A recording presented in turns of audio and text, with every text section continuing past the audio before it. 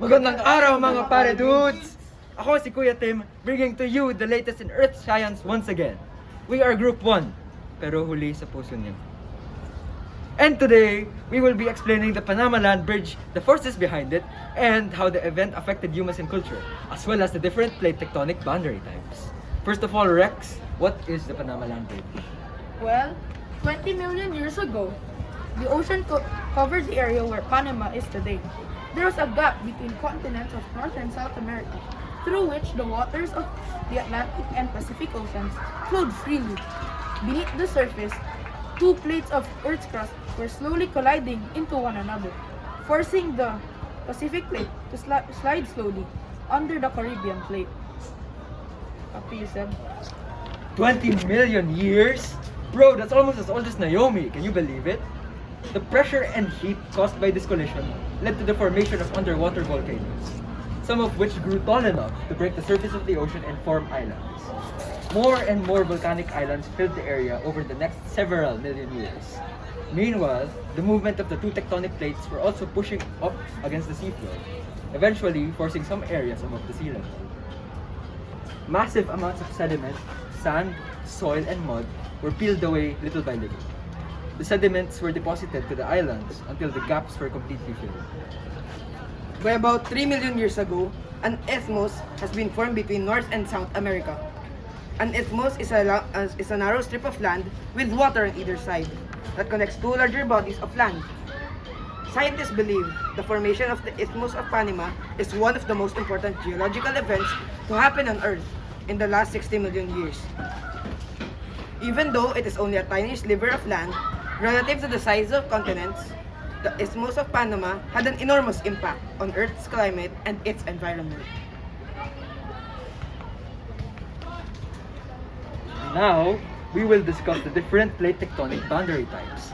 All these types, but I was never her type! Move on na lang kaya ako. The first one is divergent boundary. This occurs when two tectonic plates move away from each other. Along these boundaries, earthquakes are common, and magma, or molten rock, rises from the Earth's mantle to the surface, solidifying to create a new oceanic crust. The second one is convergent boundary. This occurs when plates move towards each other and collide. When a continental plate meets an oceanic plate, the thinner, denser, and more flexible oceanic plate sinks beneath the thicker, more rigid continental plate. This is called subduction. Subduction causes deep ocean trenches to form. The rocks pulled down under the continent begin to melt. Sometimes, the molten rock rises to the surface through the continent, forming a line of volcanoes. About 80% of earthquakes occur from this boundary. Last but not the least is transform plate boundary. This occurs when two tectonic plates slide past each other. Rocks that line the boundary are pulverized as the plates grind along, creating a linear fault valley or undersea canyon. Earthquakes are common along these faults. In contrast to convergent and divergent boundaries, crust is cracked and broken at transform margins, but is not created nor destroyed. The driving mechanism or force behind the formation of the Panama Land Bridge is subduction, or convergent plate boundaries.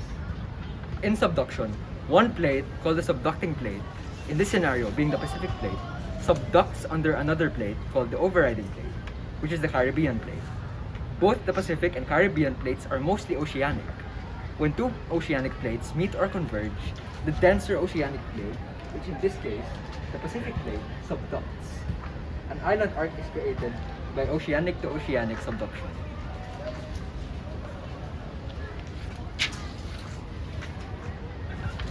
Lastly, we will discuss the consequences of the formation of the Panama Land Bridge and how it has shown up in culture. The event formed islands, volcanoes, and an isthmus between North and South America. It also rerouted currents in both the Atlantic and Pacific Oceans.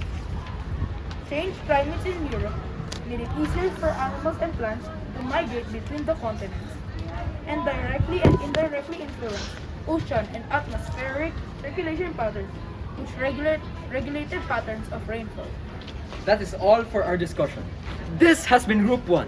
Maraming salamat kababayan and sana makrush back kayo. Woo!